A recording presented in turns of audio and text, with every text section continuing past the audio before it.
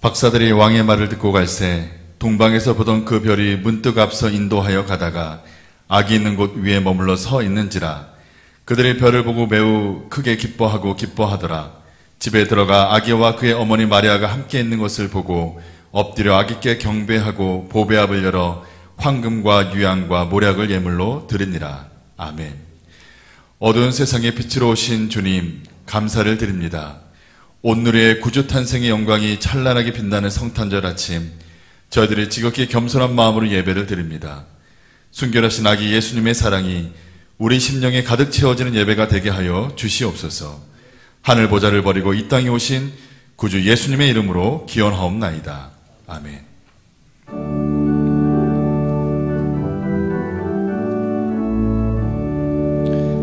내 맘의 문 곧 열어라.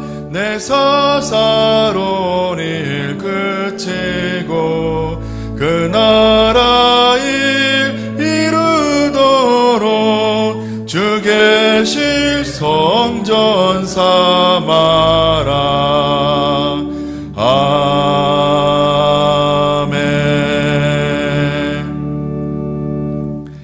저는 한 주간의 삶을 되돌아보며 하나님과 사람 앞에 지은 죄를 회개하는 참회의 기도를 드리시겠습니다. 할렐루야. 사랑이 많으신 하나님, 성탄의 아침 주 앞에 예배합니다. 하늘을 돌아보며 기원한 성탄의 아침, 오래된 죄된 모습, 우리들의 죄를 주 앞에 고백하며 나아가오니 하나님 거룩한 영이 임하시옵소서. 우리를 사하여 주시옵소서. 성령과 전하는 예배하시옵소서. 귀한 성탄 예배가 될 수 있도록 인도하여 주시옵소서. 함께하여 주시옵소서.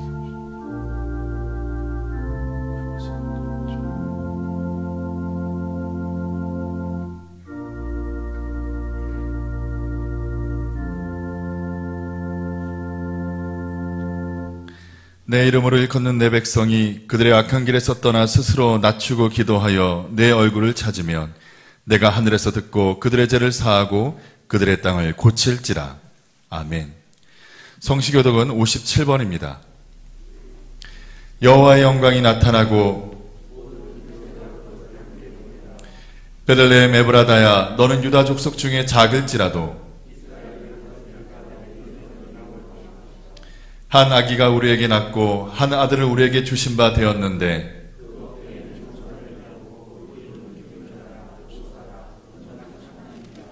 영존하시는 아버지라 평강의 왕이라 할 것임이라. 또 다윗의 위에 앉아서 그 나라를 굳게 세우고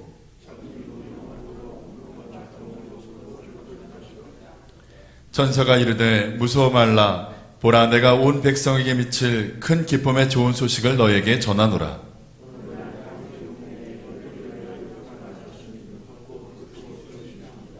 아멘. 전능하사 천지를 만드신 하나님 아버지를 내가 믿사오며 그 외아들 우리 주 예수 그리스도를 믿사오니 이는 성령으로 잉태하사 동정녀 마리아에게 나시고 본디오 빌라도에게 고난을 받으사 십자가에 못 박혀 죽으시고 장사한 지 사흘 만에 죽은 자 가운데서 다시 살아나시며 하늘에 오르사 전능하신 하나님 우편에 앉아 계시다가 저리로서 산자와 죽은 자를 심판하러 오시리라. 성령을 믿사오며 거룩한 공예와 성도가 서로 교통하는 것과 죄를 사하여 주시는 것과 몸이 다시 사는 것과 영원히 사는 것을 믿사옵나이다. 아멘.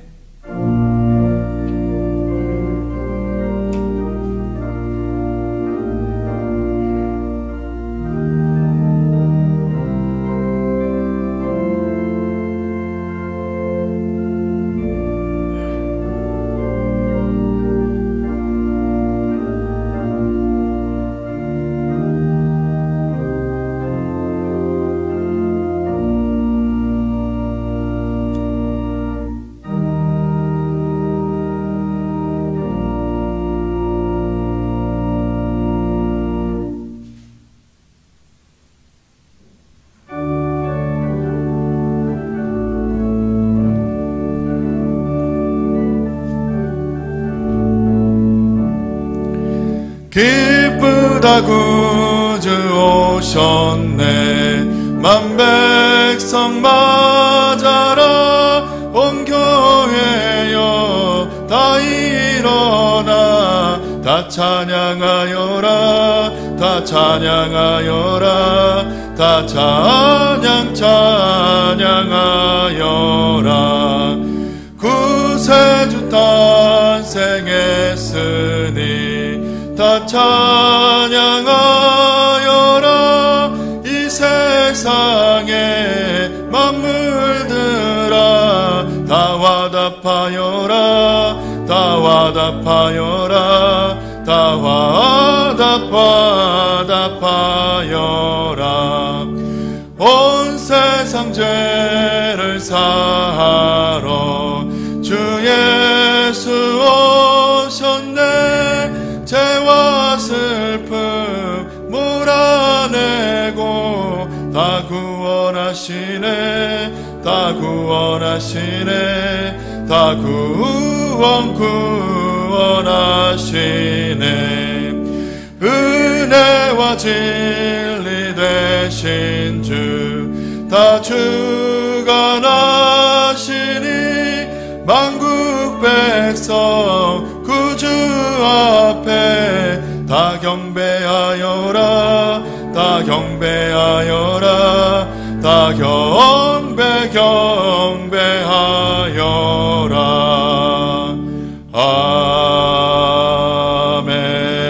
아멘.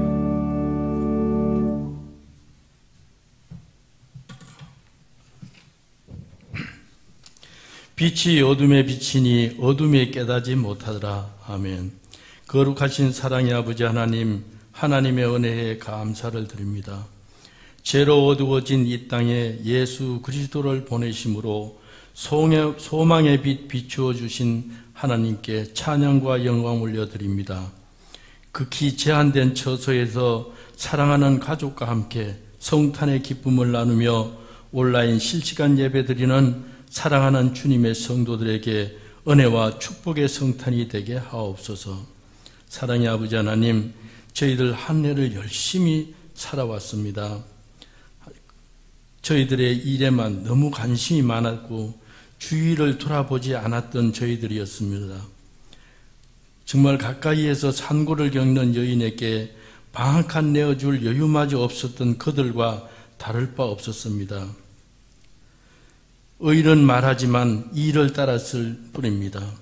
주여, 저희들의 허물을 불쌍히 여겨 주옵시고 긍휼을 베풀어 회복하게 하여 주옵소서. 이제 또한 한 해를 준비할 때에 저희들의 생각을 성령 하나님께서 도우셔서 기도로 잘 준비할 수 있도록 인도하옵소서. 사랑의 하나님, 예배드리는 이 시간 우리의 귀가 열려져서 하나님의 말씀을 듣게 하시고 우리의 입이 열려져서 진심으로 하나님을 찬양하게 하옵소서. 이 땅 위에 세워진 주의 몸된 교회가 평화의 왕으로 오신 이 기쁜 소식을 전하며 함께 구원의 기쁨을 누리게 하옵소서.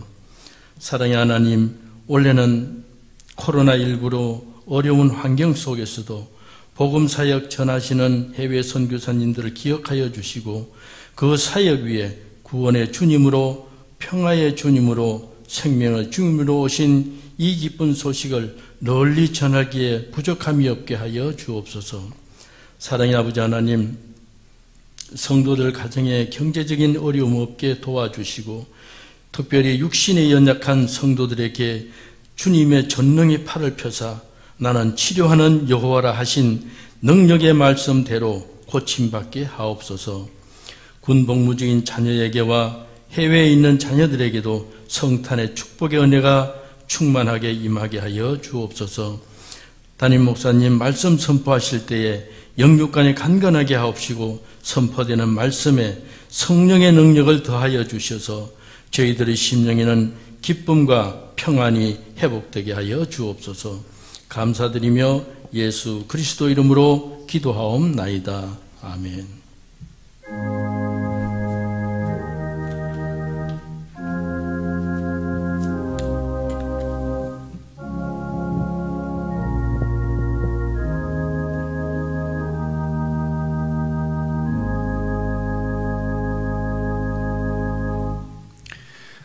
오늘 하나님의 말씀은 마태복음 1장 18절에서 25절까지 말씀입니다. 예수 그리스도의 나심은 이러하니라. 그 모친 마리아가 요셉과 정혼하고 동거하기 전에 성령으로 잉태된 것이 나타났더니 그 남편 요셉은 의로운 사람이라. 저를 드러내지 아니하고 가만히 끊고자 하여 이 일을 생각할 때에 주의 사자가 현명하여 가로되 다윗의 자손 요셉아 내 아내 마리아 데려오기를 무서워 말라. 저에게 잉태된 자는 성령으로 된 것이라. 아들을 낳으리니 이름을 예수라 하라. 이는 그가 자기 백성을 저의 죄에서 구원할 자이심이라 하니라. 이 모든 일에 된 것은 주께서 선지라 하신 말씀을 이루려 하심이니 가라사대 보라 처녀가 잉태할 아들을 낳을 것이요 그 이름은 임마누엘이라 하리라 하셨으니 이를 번역한즉 하나님이 우리와 함께 계시다 함이라. 요셉이 잠을 깨어 일어나서 주의 사자의 분배대로 행하여 그 아내를 데려왔으나 아들을 낳기까지 동침치 아니하더니 나음의 이름을 예수라 하니라. 아멘.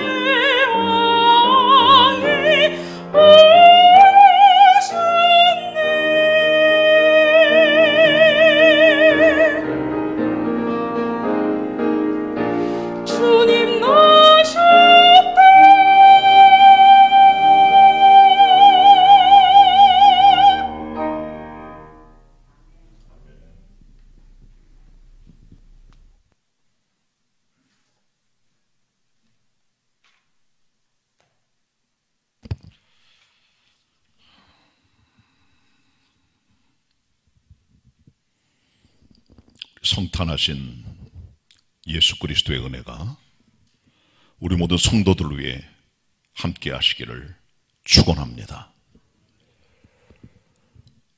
오늘 복된 날 전 여러분들에게 마태복음 1장 18절부터 25절의 말씀을 가지고 설교하려고 합니다. 마태복음서에 나타난 성탄에 대해서 설교를 지난주에 먼저 했고, 오늘은 두 번째 설교고 이번 주일날 마지막 설교를 하려고 합니다. 오늘은 주어진 본문을 가지고 주로 요셉에 대한 얘기를 중심으로 말씀을 풀어갈까 그렇게 생각을 하고 있습니다. 은혜 받으시길 바랍니다. 마태복음 1장 1절부터 10절까지의 말씀을 보시면 그 내용들은 아브라함, 다윗, 예수님께로 연결되는 42대의 왕의 혈통의 족보를 보여주고 있습니다. 우리는 그 사실을 통해서 그리스도 예수께서 완벽한 인간으로 오셨다는 사실을 확인하게 됩니다. 그리스도 예수께서는 완벽한 인간이십니다. 그리고 18절부터 25절의 말씀을 보면 예수 그리스도께서는 성령으로 잉태됐다는 사실을 강조하고 있습니다. 처녀를 통해 탄생하신 예수 그리스도. 그러나 그 모든 것들은 성령으로 되어진 것임을 나타내 보여주고 있습니다. 어떤 면에서 마태복음 1장의 말씀은 우리들에게 거침돌이기도 합니다. 왜냐하면 마태복음의 진리와 그리스도의 말씀으로 들어가기 위해서는 1장을 반드시 통과를 해야 되는데, 이 1장은 사실 걸림돌이에요. 왜냐하면요, 1장의 전반부인 1절로 10절까지 나타난 족보를 읽다 보면은 많은 분들이 지루해하고 책을 덮어버립니다. 저도 어린 시절에 성경을 읽다 보니까 마태 1장을 접하게 됐는데, 나코나코가 너무 많고, 그리고 아브라함과 다윗의 자손 예수 그리스도의 세계라는 세계란 말도 잘못 알고 있었어요, 오랫동안. 이 세계라는 게 지니알라지, 족보라는 말입니다, 계보. 근데 이것을 세상으로, 월드로 생각했어요. 세계다. 잘못 생각한 거죠. 그만큼 잘 모르고 있습니다. 근데 17절까지 나오는 이 족보의 내용들로 하여금 인내심을 테스트하는 거예요. 진리는 그냥 얻어지는 게 아닙니다. 어느 정도의 겸손, 인내, 기다림, 그런 게 필요한 것이죠. 족보는 우리들로 하여금 하나님께서 주시는 구원으로 들어가는 첫 번째 테스트입니다. 우리 목을 꺾고 들어가야 돼, 주님 앞에 들어갈 때는. 교만을 버리고 겸손한 마음으로 진리 앞에 무릎 꿇겠다는 겸비한 마음으로 나가지 않으면 1장으로 들어갈 수가 없는 거예요. 뒷부분인 18절 이하의 말씀은 처녀가 어떻게 잉태하여 아이를 낳을 수 있는가에 대한 어떤 두 번째 테스트입니다. 보통 자연적 사건은 처녀는 잉태할 수가 없어요. 남녀 간의 사랑의 열매로 나온 것이 잉태잖아요. 그런데 그게 아니라 처녀가 잉태를 했다는 것이죠. 성령을 통해서. 이것은 초자연적 사건이고 인간의 이해로는 용납이 안 되는 사건입니다. 이성의 한계 속에 갇혀있는 인간의 세계관 가지고는 이 하나님의 세계를 볼 수가 없는 거죠. 초자연적, 초월적 세계를 볼 수가 없는 겁니다. 인간의 이성으로 이해가 안 되는 부분이죠. 이것이 두 번째 우리들의 거침돌입니다. 이 부분을 통과할 수 없다면 그리스도의 진리의 은혜의 복음으로 우리 접근 못합니다. 우리가 살아온 삶의 이성의 한계 안에 갇혀 살아갑니다. 그 한계 속에 자기 종교를 만들어내요. 하나님의 세계, 영적 세계, 하늘의 세계, 눈에 안 보이는 비가시적 세계를 바라보지 못합니다. 주님 여기서 우리를 꺾으시는 겁니다. 우리의 생각과 이성의 머리의 것들을 잡아 주님 앞에 무릎 꿇게 하는 것, 이것을 통과해야 우리 마태의 진실을 발견하게 되는 것이죠. 그래서 하나님께서는 아예 마태 1장부터 우리들에게 거침돌이라는 테스트를 통해서 하나님 앞에 나아갈 때 꺾어지고 깨어지고 버리고 나아가는 믿음의 겸손을 요구하고 있는 것이죠. 구약에 보면 하나님의 성소에 들어갈 때 제일 먼저 있는 것이 번제단입니다. 구리로 만들어진 단인데 모든 동물 제사는 일단 잡아서 거기서 태우고 피를 뿌려야 돼요. 절대로 산 것까지 못 들어갑니다. 그것이 소건, 양이건, 염소건, 아니면 비둘기건 모든 동물들은 일단 잡아 죽여서 각을 뜨고 태우고 피를 흘려야 돼요. 죽어 들어가는 겁니다. 그러니까 기독교의 시작은 사는 게 아니에요. 죽음입니다. 십자가입니다. 번제단입니다. 그렇게 죽게 나아가는 거예요. 마태 1장도 족보라는 긴 스토리, 그리고 동정녀 탄생이라고 하는 상상할 수 없는 인간의 이성을 뛰어넘는 말씀을 통하여 우리들에게 주님께서는 하나님의 세계는 우리의 이성이나 인위적으로 되는 것으로 아니고 하나님의 세계를 보기 위해서는 영성과 하나님의 세계가 열려지는 그런 겸비함으로 나아가는 열린 마음이 필요하다는 것을 주님께서 보여주고 있다는 사실을 우리는 늘 명심해야 되는 것입니다. 이제 우리 본문의 말씀을 이제 찾아보도록 하겠습니다. 먼저 본문에서 우리는 예수 그리스도의 존재를 파악할 수가 있어요. 그리스도가 어떤 분인가? 예수 그리스도는 두 개의 성품이 결합되신 완벽한 하나님, 완벽한 사람이십니다. 라틴 말로는 vere deus vere homo, 영어로는 true God, true man, 참 하나님, 참 인간이시라는 것이죠. 예수 그리스도는 50% 하나님, 50% 인간이 결합된 반신반인이 아닙니다. 100% 하나님, 100% 인간의 성품이 결합된 완벽한 하나님, 완벽한 인간이신 것이죠. 이 두 개의 하나님의 성품은 혼합되지 않으면서도 함께 결합되어 있는 아주 독특한 이해 불가능한 존재 방식입니다. 예수 그리스도는 육신으로는 다윗 혈통에서 태어나셨어요. 완벽한 인간입니다. 오늘 족보를 보시면은 마태 1장의 족보는 그리스도께서 완벽한 다윗 혈통의 사람임을 보여줘요. 트루맨, 참 인간입니다. 아울러 18절에 기록되어 있는 그리스도의 성령 탄생은 예수 그리스도께서 죄가 없는 완벽한 하나님 되심을 보여줍니다. 아담이 갖고 있는 죄악의 유전인자 DNA를 갖고 계시지 않으세요. 참 하나님이 되신 것입니다. 이것이 그리스도 예수의 신성, 데이티입니다. 하나님의 성품입니다. 로마서 1장 3절 4절에 보시면 이 아들 예수 그리스도는 육신으로는 다윗 혈통에서 나셨고 그리스도의 인성입니다. humanity. 성결의 영으로는 그리스도의 신성입니다. deity. 죽은 자 가운데 부활하여 능력으로 하나님의 아들됨을 인정받으셨다고 그랬어요. 예수 그리스도는 신이십니다. 완벽한 하나님이세요. 예수께서는 왜 그러면 인간이시면서 하나님이실까? 그래야 우리를 구원할 수 있는 겁니다. 디모데전서 2장 5절에 보시면 하나님도 한 분이시요 하나님과 사람 사이의 중보도 한 분이시니 곧 예수 그리스도시니라고 했어요. 하나님께서는 멀리 계십니다. 접근 불가합니다.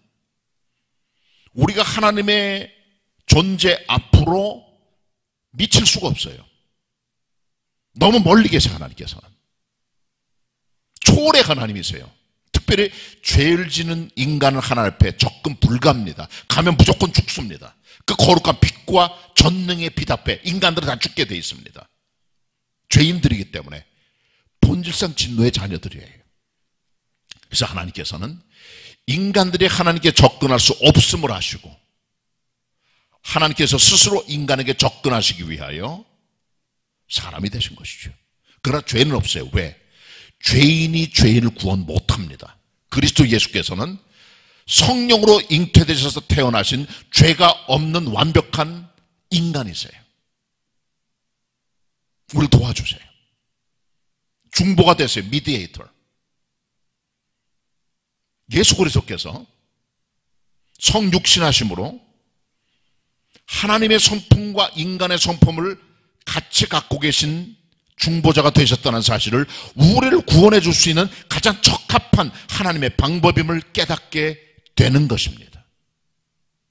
그리스도 예수만이 하나님께 나가는 길임을 마태 1장이 정확하게 우리들에게 보여주고 있다는 것입니다. 자, 우리의 관심은 이제 두 번째로 예수 그리스도의 이름으로 넘어갑니다. 본문에 기록된 그리스도 예수의 이름은 두 가지 이름으로 기록됩니다. 첫째는 예수, 두 번째는 임마누엘입니다. 본문 같이 보겠습니다. 1장 21절로 23절까지 말씀을 같이 합독하도록 하겠습니다. 마태 1장 21절로 23절까지 같이 읽습니다. 시작. 아들을 낳으리니 이름을 예수로 하라. 이는 그가 자기 백성을 저희 죄에서 구원할 자이심이라 하니라. 이 모든 일에 된 것은 주께서 선지자로 하신 말씀을 이루려 하심이니 가라사대 보라 처녀가 잉태하여 아들을 낳을 것이요 그 이름을 임마누엘이라 하리라 하셨으니 이를 번역한즉 하나님이 우리와 함께 계시다 함이라. 아멘. 위대하신 우리 주님의 두 가지 이름, 먼저 예수입니다. 예수란 이름.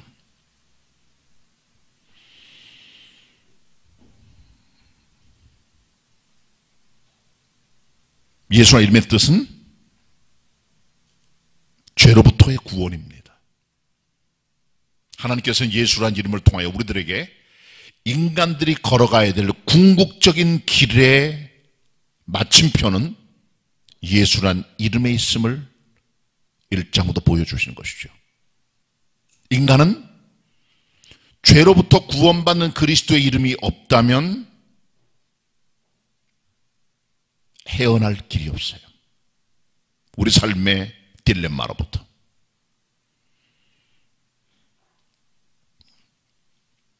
마태 9장, 마가 2장에 보시면 이런 에피소드가 기록됩니다. 예수 그리스도께서 가버나움의 한 집에 들어가셨습니다. 주님의 집에 계신다는 소문을 들은 많은 사람들이 다 몰려들었어요. 하도 사람이 많아 집에 들어갈 수가 없어요. 그런데 그 지역에 중풍병자가 있었어요. 내 친구가 중풍병자를 메워서 예수님께 왔지만 하도 사람이 많아서 들어갈 길이 없기 때문에 지붕에 올라가 지붕을 뜯고 침상에 내 귀퉁이에 줄을 달아 예수님 앞으로 달아내립니다. 예수께서 저희들의 믿음을 보시고 이렇게 말씀하십니다. 소자야, 내 죄 사함을 받았느니라. 그 말 들은 사람들이 깜짝 놀라면서 이렇게 말합니다. 참나마도다. 한 번 하나님 외에는 사람의 죄를 용서할 수가 없는데 어떻게 자기가 죄를 용서하는 권세가 있다고 저렇게 말할 수가 있느냐. 그때 주님께서 이렇게 대답하십니다.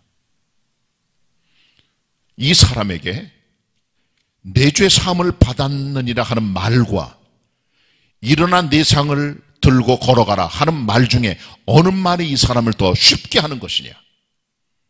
인자가 죄 사는 권세가 있음을 너희로 알게 하려 함이니라. 그리고 말씀하십니다. 소자야, 일어나 네 상을 들고 걸어가라. 그랬더니 이 사람이 걸어가고 중풍병에서 노인을 받게 되고 사람들이 하나님께 영광을 돌렸다는 기록이 나옵니다.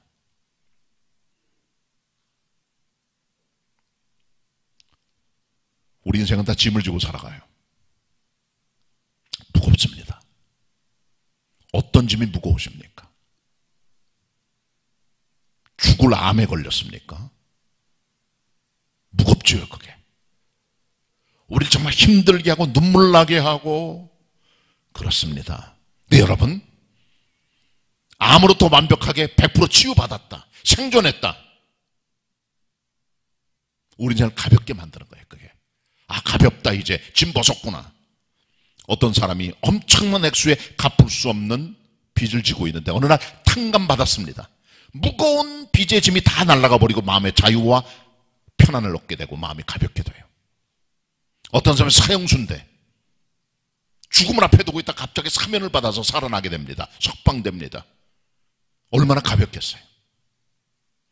그런데 여러분, 예수 그리스도께서는 이 땅에 있는 어떤 인생의 자유와 기쁨과 행복과 치유보다 우리 인생을 정말 가볍게 만들고 우리 인생을 정말 쉽게 만드는 것이 죄로부터의 용서임을 말씀해 주고 있는 것입니다. 병의 치료 가지고, 빚의 탕감 가지고, 죽음에서부터 사면을 가지고 우리 마음에 안식과 평강이 찾아오는 건 아니에요. 그것은 우리 인생의 궁극적인 삶의 평강의 목표가 아닙니다. 바로 죄입니다. 그래서 예수님께서는 일어나 상을 들고 걸어라는 말씀하시기 전에 소자의 내 죄 사함을 받았니라 말씀하심으로 인간에게 가장 궁극적인, 인간을 가볍게 만들고 인간의 짐을 다 내려놓도록 만드는 궁극적인 목표가 죄 용서에 있다는 사실을 정확하게 보여주고 있는 것을 우리는 알아야 됩니다. 그래서 마태 1장은 예수 그리스도의 이름을 예수라고 하는 거예요. 그 이름을. 여기 기독교의 모든 게 달려있는 겁니다. 어거스틴은 고백록에서 이렇게 말했습니다. 내가 세상을 다니면서 안식을 찾기 위해 애를 써봤지만 안식을 찾지 못하였더니 하나님의 품 안에 제가 안식을 얻습니다. 뭘 보여주는 겁니까? 하나님과의 관계 속에서 죄가 다 사라지고 하나님을 알게 될 때 누리는 인간의 자유, 그 영적 가벼움, 영적으로 쉬워지는 인생의 기쁨, 따라갈 수 없다는 것이죠. 중풍병은 불치의 병이었습니다. 주님께서는 그 병을 고치지 않으셨어요. 먼저 죄 용서받게 하시고 영원한 문제, 궁극적 문제 해결하고 그 다음에 이 병을 치료해 주시는 것이죠. 우선순위가 있는 겁니다. 우리 인생에는 예수라는 이름, 죄로부터 우리를 구원해 줍니다. 그 이름을 믿는 것, 성탄에 우리가 해야 될 일입니다. 그래서 주님께서는 그 이름을 1장에 기록해 두신 것이죠. 두 번째 이름은 임마누엘입니다. 임마누엘. 22절 23절의 말씀입니다. 구약의 선지자 이사야가 예언한 그리스도 예수의 또 다른 이름인 것이죠. 이사야 7장 14절에 이사야가 예언하였습니다. 보라, 처녀가 잉태하여 아들을 낳으리니 그 이름을 임마누엘이라 하리라. 이를 번역한즉 하나님이 우리와 함께 계시다 함이라. 우리와 함께 계신 하나님. 작은 인간 세상 속에 어떻게 하나님을 담을 수가 있습니까?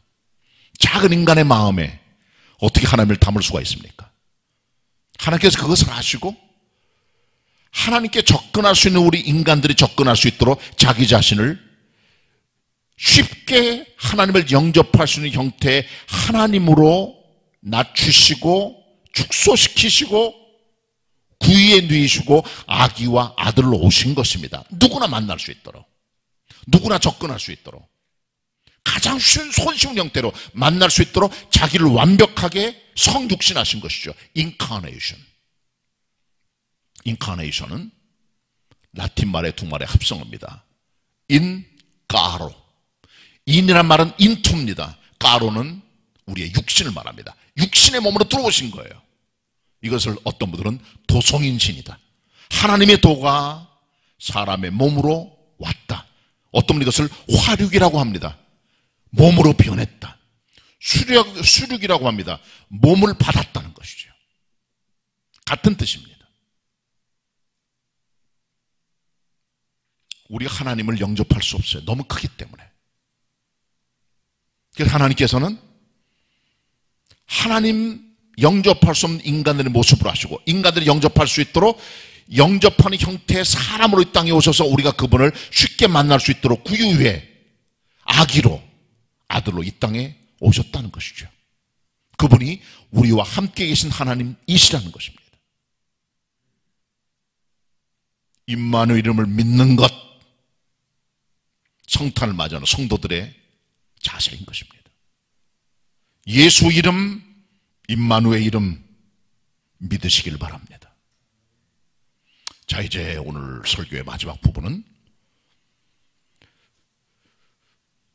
동정녀 마리아가 잉태한 것을 본 요셉의 태도에 대한 메시지입니다. 동정녀 탄생을 본 요셉, 어떤 태도를 취합니까? 먼저 이 사실을 요셉은 덮어주려고 합니다. 덮어주려고 합니다. 성경시대 결혼제도는 우리가 가지고 있는 결혼제도하고 조금 달라요. 우리가 지금 약혼이라고 한다면 약혼이라는 것은 법적 구속력은 별로 없습니다. 혼인신고가 아니기 때문인 것이죠. 그러나 성경시대의 약혼은 약혼이라고 말하지 않고 정혼이라고 해요. 혼처를 정하는 거예요.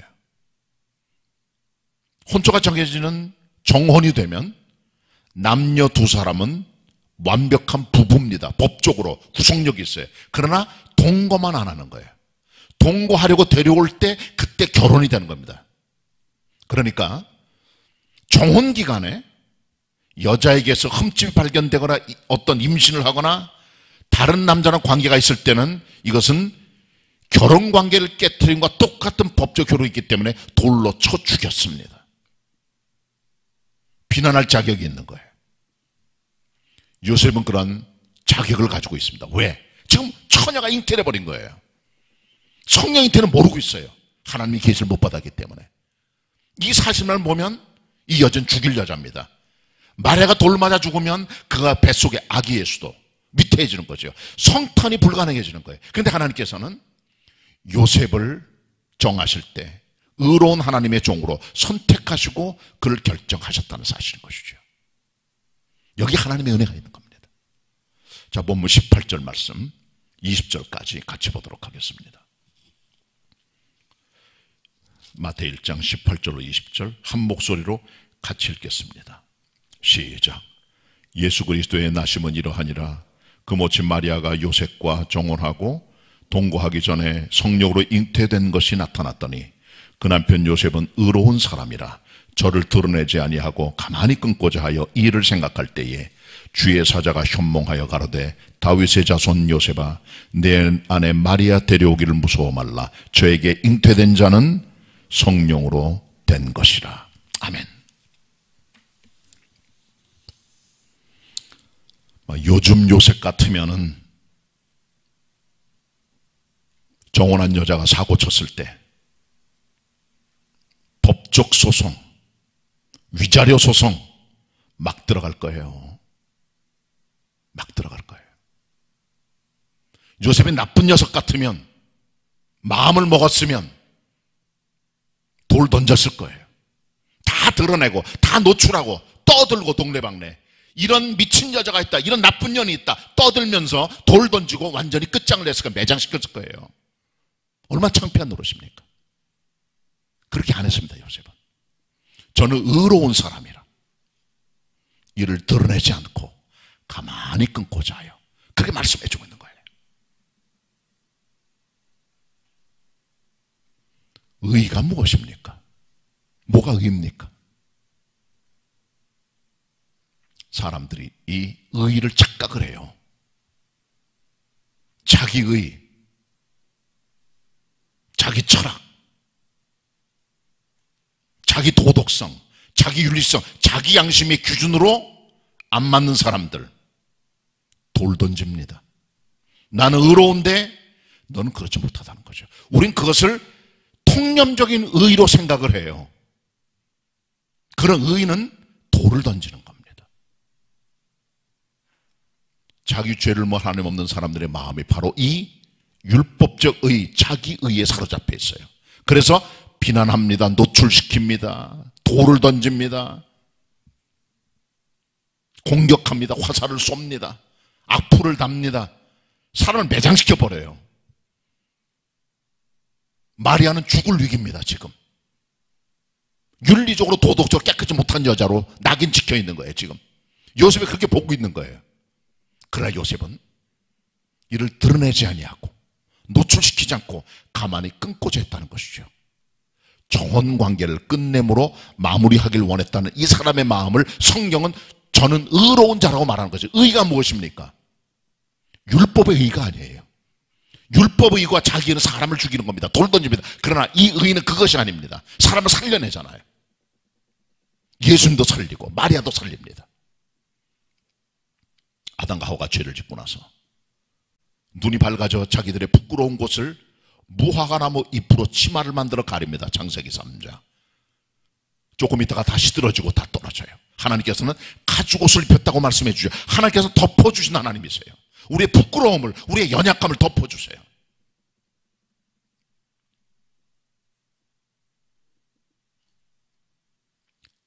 노아가 홍수의 과정 속에 방주에 들어갔다 나오게 됩니다.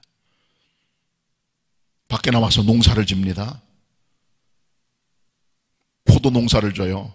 포도주를 먹습니다. 방 안에 들어가 벌거벗고 취해 잠이 듭니다. 아들 셋이 있어요. 함이 들어갑니다. 아버지가 벌거벗고 있어요. 수치스럽잖아요. 밖에 나가 형들에게 말합니다. 아버지가 벌거벗고 있다고. 셈과 야벳은 아버지의 부끄러운 것을 보지 않고 뒷걸음질로 들어가 옷자락으로 아버지를 덮었다는 기록이 나옵니다. 이것 때문에 함은 저주를 받게 되는 것이죠. 셈과 야벳은 복을 받게 되고. 세상에는 두 종류의 인간이 있어요. 노출시키는 사람, 드러내는 사람, 비난하는 사람, 돌 던지는 사람. 또 하나는 덮어주는 사람입니다. 용서하는 사람입니다. 하나님께서 덮어준 분이세요. 우리 허물을 다 아세요. 왜 하나님의 지성소에 두 가지 성구가 있는데 법궤 위에 속죄소가 덮여 있을까요? 두 개는 다른 성구입니다. 법궤가 무엇입니까? 상자예요. 모세가 하나님께 받은 두 돌판이 들어있습니다. 십계명이 새겨져 있어요. 그 들여다보면 죽습니다. 죽게 돼 있어요. 누구라도. 하나님의 법 앞에, 율법 앞에 살짝 아무도 없습니다. 죽음입니다. 그래서 그 위를 무엇으로 덮어둡니까? 속죄소로 덮어둔 거예요. 이 속죄소를 다른 말로 시은좌라고 합니다. 영어로는 mercy seat입니다. mercy seat. 하나님의 자비가 앉아있는 의자를 말해요. 법궤를 덮어둡니다. 율법을 덮어둡니다. 정죄를 덮어둡니다. 죽음을 덮어둡니다. 하나님의 생명이, 속죄하심이 거기 있는 거예요. 그래서 하나님의 지성소에 들어가서 속죄할 때는 1년에 한 차례 대제사장이 속죄일인 매년 7월 10일 날 거기 들어가 속죄를 하여 하나님께 나아가는 길을 뚫어놓는 거죠. 이게 기독교입니다. 열왕기와 역대기가 비슷하지만 달라요. 많은 분들이 혼돈합니다. 이 두 역사 차이가 뭘까? 열왕기는요, 열왕기는 남과 북에 있는 이스라엘과 유다 왕들의 역사와 정치관계, 역학구도, 전쟁, 왕가의 스토리를 그대로 보여주는 객관기술적인 기술이에요. 있는 그대로 다 드러냅니다. 그러나 역대기를 보시면요, 다윗을 비롯한 많은 왕들의 허물들이 많이 가려지고 있어요. 다는 아니지만은 필요한 것은 내버려두지만, 그래서 많은 왕들이 갖고 있는 범죄들이 거기서 덮어지고 있습니다. 다윗의 밥세바 범죄 사건, 솔로몬의 많은 여자들, 그리고 우상숭배 사건, 르호밤의 범죄들, 히스기야의 범죄 다 덮어지고 있어요. 쉽게 말하면 열왕기에 하나님의 보혈의 은총이 덮여진 그 책이 역대기입니다. 되게 참 우리 인간들은 인생을 열왕기로 봅니다. 하나님께서는 역대기로 보세요. 덮어주고 계시고.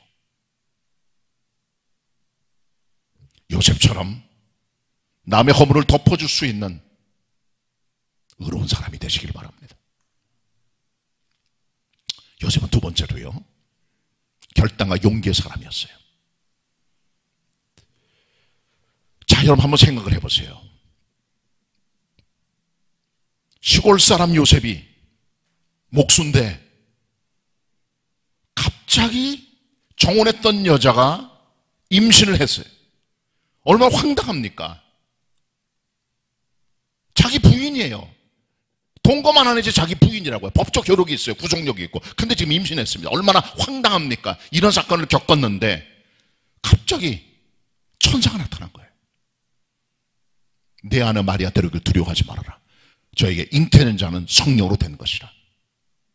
이름은 예수로 하라. 임마누엘이다. 구약의 성취 예언이다. 그 말을 듣게 됩니다.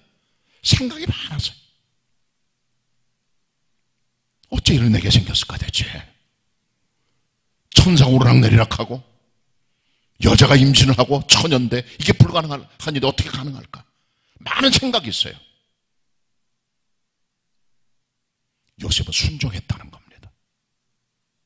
용기를 내고 결단하게 됩니다. 그리고 마리아를 데려와요. 주님의 분부대로. 이 결단입니다. 어떻게 살지 알 수가 없어요. 여태까지 나타난 기적이라든가 이 깜짝 놀라는 사건 받아서 골치가 아픈데 어떻게 될지 몰라요. 실제로 요셉은 큰 고난을 겪습니다. 이 아기 예수 때문에 헤로드 왕에게 죽을 뻔한 일도 당하게 되고 멀리 이집트에도 갔다 오고 우고하고 나그네 여행을 하게 되죠. 언제 죽어나 알 수 없지만 요셉의 생애는 파란만장한 세계가 시작이 된 거예요. 예수 그리스도를 낳게 됨으로 말미암아. 그때 결단과 용기가 필요한 겁니다. 본문 24절 같이 봅니다. 합독합니다. 1장 24절 말씀 다 같이 시작. 요셉이 잠을 깨어 일어나서 주의 사자의 분부대로 행하여 그 아내를 데려왔으나. 데려옵니다. 큰 결단이죠. 문제 있는 여자예요. 현상만 보면. 그러나 성령으로 잉태됐다. 천사가 오르락내리락하면서 이름을 얘기를 하고 골치 아픕니다. 깊이 생각했을 거예요. 그걸 데려옵니다. 믿음을 가지고. 인생은 여러분 결단과 믿음의 연속입니다. 빛이 비칠 때, 음성 들릴 때 그냥 앞으로 나아가는 게 믿음입니다. 주저하지 말고.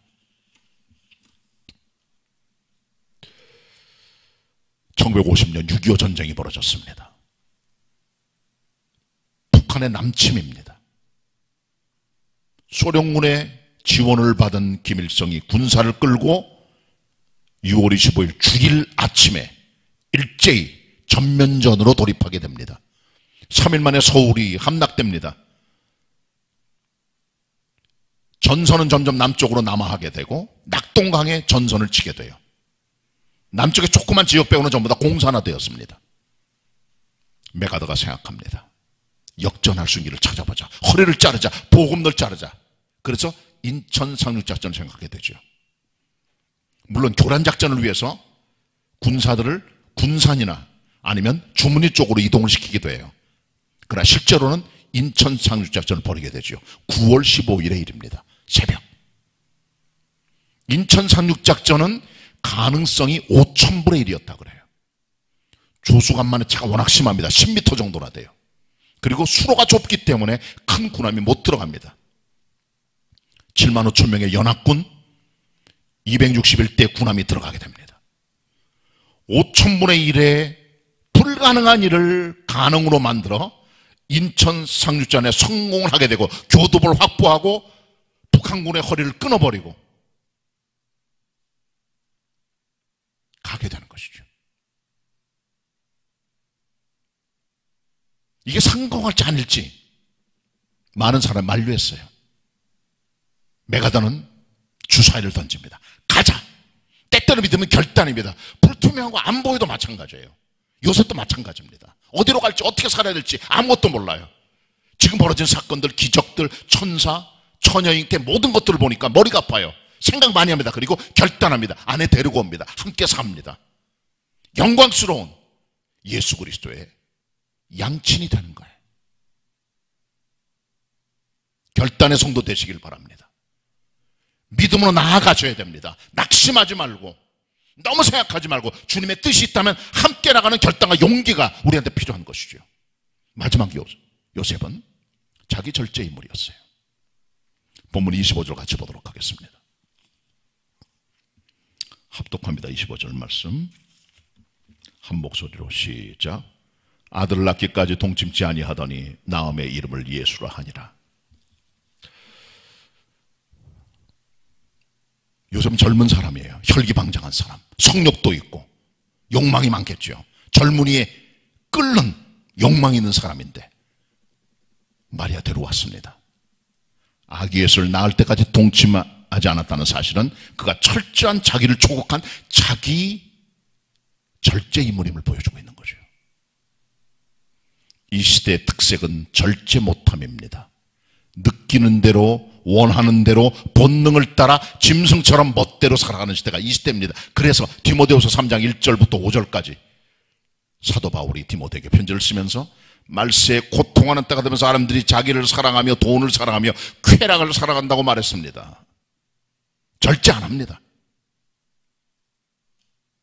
요즘에 자기 절제 젊은이였어요.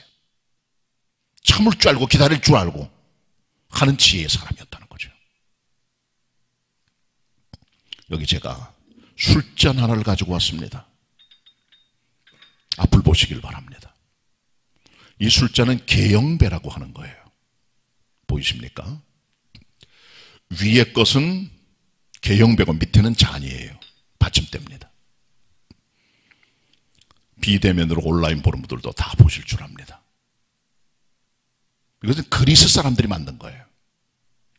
중국 사람들도 만들었고 우리나라 사람도 만들어냈습니다. 이 계영배입니다. 이 계영배는요 아주 독특합니다. 이 계영배, 이게 위에 것, 이게 계영배인데요 70%까지는 술이 차요. 마실 수 있어요. 그러나 70% 이상 넘어가면은 술잔에 술이 다 빠져갑니다. 100% 삼투압작용에 따라서 독특하게 생겼어요. 그래서 옛날 사람들이 이 계영배 이것을 자기 책상 앞에 두면서 교훈으로 삼았다는 거죠. 다 채우지 말자. 과유불급이다. 계영이란 말은 경계할 계자에다가 찰영자입니다. 꽉 차는 것을 경계하는 잔입니다. 꽉 채우지 말자. 다 채우지 말자. 이것을 절주배라고도 합니다. 혹은 유자직이라고도 해요. 앉아서 지켜보는 그릇이라고 하는 거죠.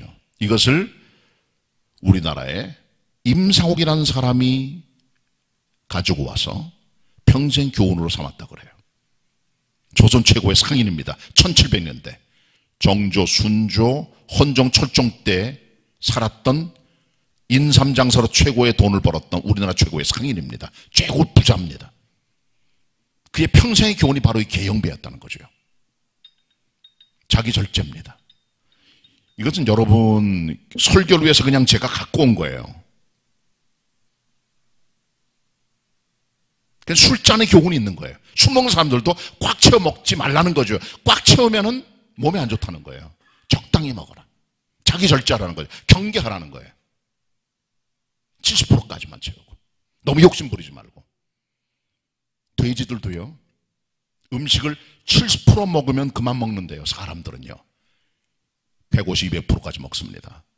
위가 터져나갈 때까지. 그래서 옛날 로마 사람들은, 귀족들은 음식을 먹을 때 먹고 손가락 입안에 집어넣어서 토하고 또 먹고 하면서 그 음식을 즐겼다는 거죠. 이게 돼지보다 못한 거예요 사실은. 임상옥이 부자잖아요. 너무 백성들을 사랑하고 구유를 많이 하니까 임금이 이 사람에게 평안도에 있는 태을 현감을 맡겨서 잣도를 노릇을 하는데 너무 잘해요. 그래서 이 사람에게 곽산 군수를 시킵니다. 또 너무 잘해요. 그래서 당하관 종 3품에 해당하는 구성부사를 제수해요. 이 사람이 그때 계영배를 생각합니다. 나는 장사꾼이지 관리는 아니다. 권력자는 아니다.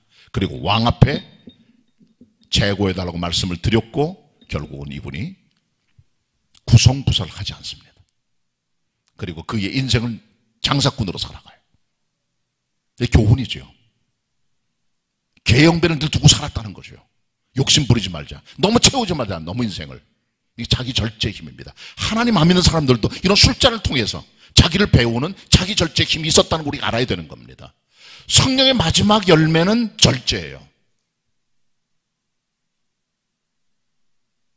이게 요셉입니다. 이렇게 요셉은 자기 절제를 통해 향기나는 젊은이로 성경의 영혼이 기록되고 있는 것입니다. 말씀 정리합니다. 예수 임마누엘, 그 이름을 믿으세요. 요셉처럼 덮어주세요.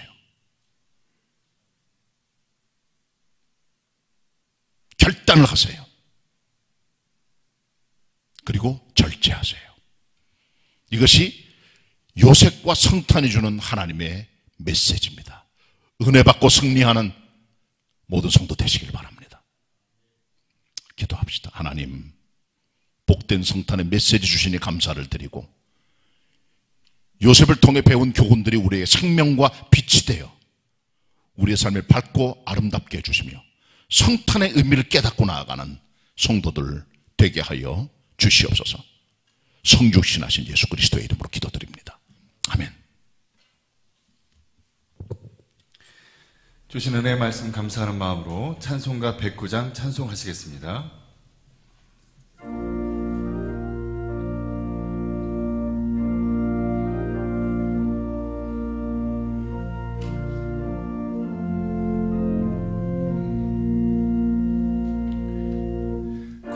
고요한 밤 거룩한 밤 어둠에 묻힌 밤 주의 부모 앉아서 감사 기도 드릴 때 아기 잘도 잔다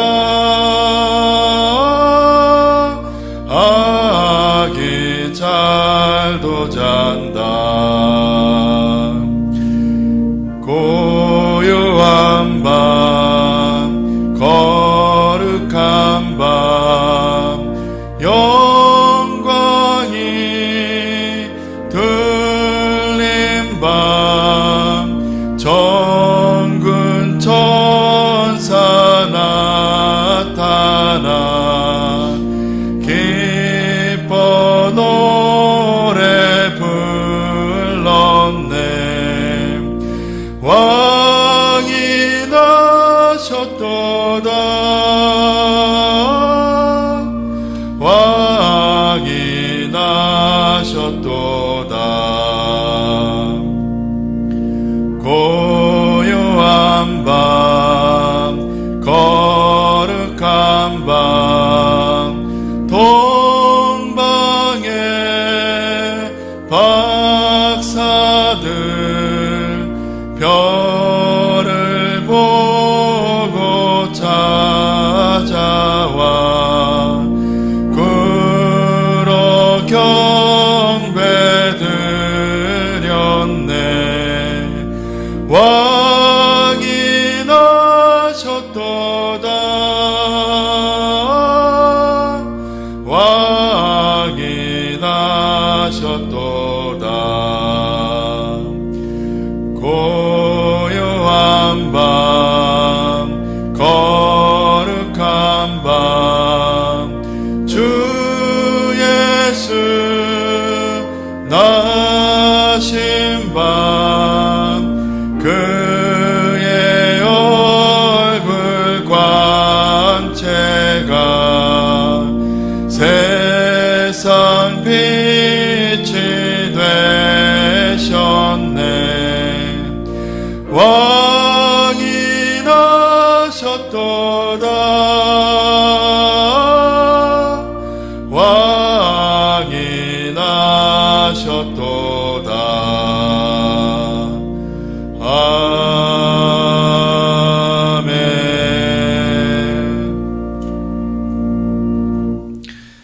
믿음과 정성으로 하나님께 예물 드리시겠습니다.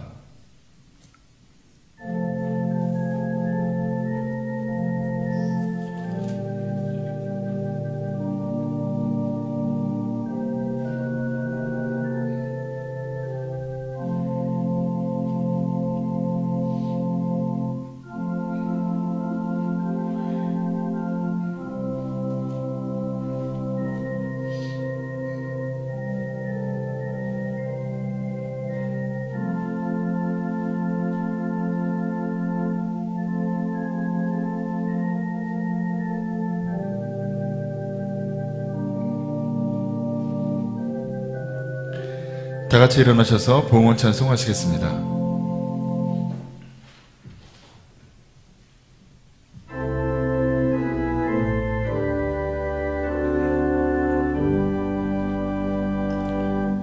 모든 것이 주께로부터 왔으니 이 예물을 주께 바치나이다.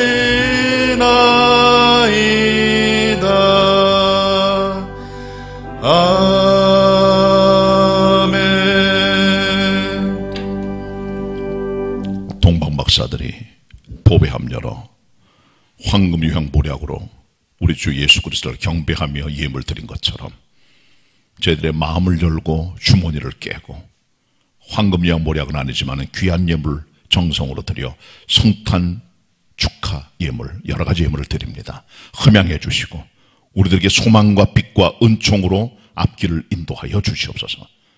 축복의 주님 예수 그리스도의 이름으로 기도드립니다. 아멘. 자리에 앉으시고 우리 성탄 인사 같이 하도록 합니다. 우리 옆에 있는 분들하고 같이 인사합니다. 메리 크리스마스. 네, 성탄의 복 많이 받으세요. 서로 인사 나누시길 바랍니다. 올해 성탄은 조금 코로나19 때문에 별로 그렇게 들리지도 않는 것 같고 별로 그렇게 기쁜 일도 많이 없는 것 같습니다. 그럼 우리 원래 성탄은 가족들이 함께 보는 게 아름다운 모습들인데 그런 모습을 찾아가는 게 아닌가 그런 생각이 또 듭니다. 성탄 축하 음악 예배라든가 캐롤의 밤 그리고 우리 교회학교 성탄 발표도 없다 보니까 좀 썰렁해서 그저께 우리 교육자들 크리스마스 댄스 영상 올려드렸고 그 다음에 캐롤의 밤 영상도 어제 올려드렸는데 조그만 여러분들에게 성탄 축하의 기쁨이 있으면 좋겠습니다. 이번 주일은 12월 마지막 주일입니다. 우리 똑같이 우리 온라인 실시간 비대면 예배로 1, 2, 3, 4 예배를 드리게 되고 교회 학교도 그렇게 예배를 드리게 되겠습니다. 여러 가지 우리 가까운 쪽까지 코로나19가 다가온 그런 느낌을 많이 받게 됩니다. 좀 조심하시면서 기도하면 좋겠고요. 빨리 우리 백신 치료제가 더 잘 개발돼서 우리에게 다가왔으면 좋겠습니다. 빨리 정상적인 예배, 교회 생활, 일상이 회복되면 정말 좋겠습니다. 이번 주에는 3부 예배가 은퇴식과 교회학교 졸업 예식을 진행합니다. 주로 대표자만 오시게 되고요. 그 다음에 약식으로 진행되가 그렇게들 아시고 준비해 주시길 바랍니다. 이번 주일이 한 해 마지막 주일입니다. 한 앞에 한 해 잘 마무리해 주시길 바라고요. 다음 주 목요일은 12월 31일 송구영신 예배를 드리는데 교회 못 오시기 때문에 가정에서 각 처소에서 온라인 실시간으로 송구영신 예배를 밤 11시에 한 차례 생중계로 드리도록 하겠습니다. 그렇게 해서 한 해 마무리하시고 새해를 맞이해 주시길 부탁의 말씀드립니다. 교회 카렌다 나와 있으니까 필요하면 예배 끝나고 나가다 가져주시길 바라고요. 또 우리 연초에 성경 통독 카드라든가 또 여러 가지 여러분 신년 감사헌금 봉투 등등 해가지고 여러 가지 우리 올해 말씀 카드까지 봉투에 담아서 패키지로 여러분 가정으로 다음 주 월요일 날 발송할 예정으로 있으니까 그것을 잘 보시고 새해 맞이하는 데 큰 도움이 되시길 부탁의 말씀을 드립니다. 오늘 성탄 복된 날 함께 가족들과 함께 아름답게 보내는 그런 따뜻한 시간이 되시기를 정말 부탁을 드립니다. 이따 3부 예배 시간은 여기서 우리 간략한 유아세례 예식이 약식으로 진행이 됩니다. 축하해 주시길 바랍니다. 감사드리고 같이 우리 금주 찬양 부르겠습니다. 우수정 집사님 나오셔서 오 거룩한 밤 1절, 2절, 3절 도도로 되어 있는데 1절은 다 같이 부르시고 2절은 우집사님 독창 그리고 3절은 다 같이 일어나서 부르시고 제가 축도함으로 오늘 성탄 축하 2부 예배를 마치도록 하겠습니다. 같이 부르겠습니다. 오 거룩한 밤.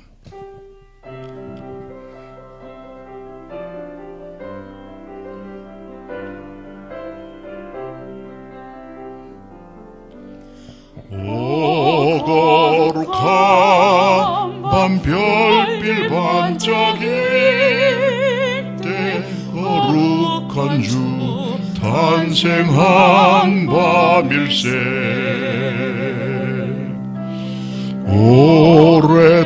오랫동안 죄악에 얽매여서 헤매던 죄인을 넣으시러 우리를 위해 속죄하시려는 영광의 아침 동이 터온다.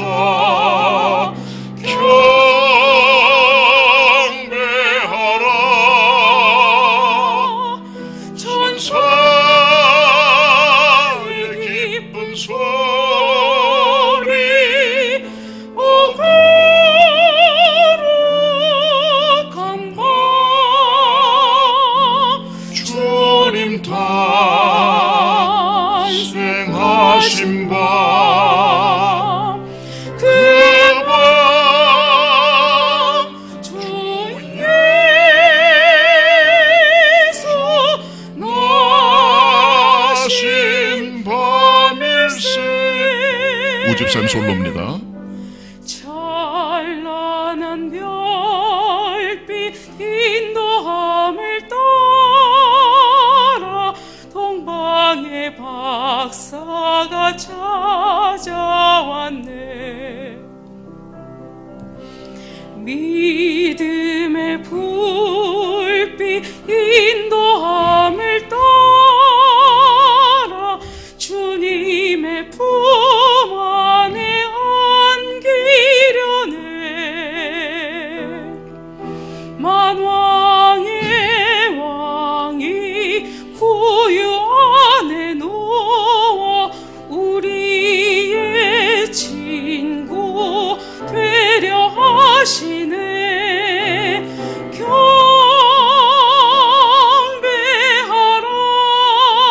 경배하라 천사의 기쁜 소리 오 거룩한 밤 주님 탄생하신 밤 그 밤 주 예수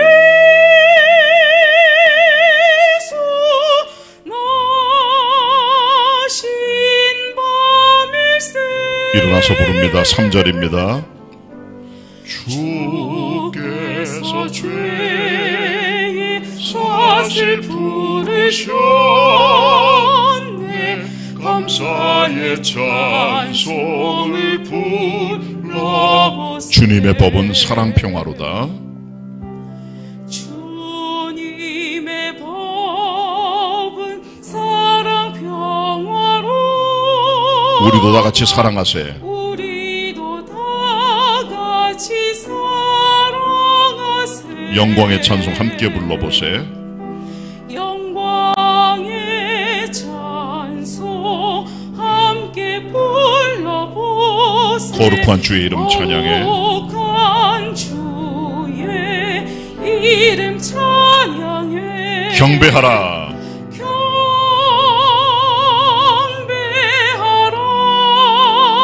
경배하라 천사의 기쁜 소리 오 거룩한 밤 주님 탄생하신 그 힘과 영광 돌릴지어다.